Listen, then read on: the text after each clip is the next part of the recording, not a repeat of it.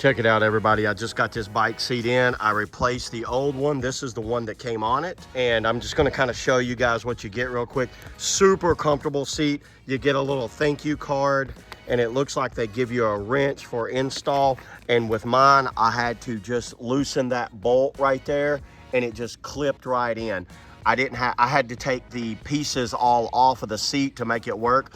This has a shock absorber here, a reflector in the back when you look at it from the back. But the cool thing is it's vented up through here, so air blows up through here.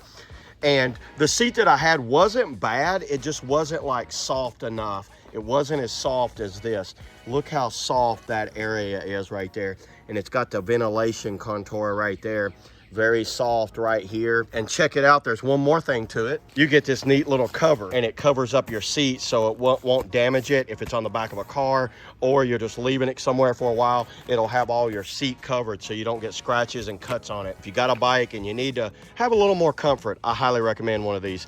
That's all I got today, everybody, and I'll see ya in the next video. Let's go riding. Woo!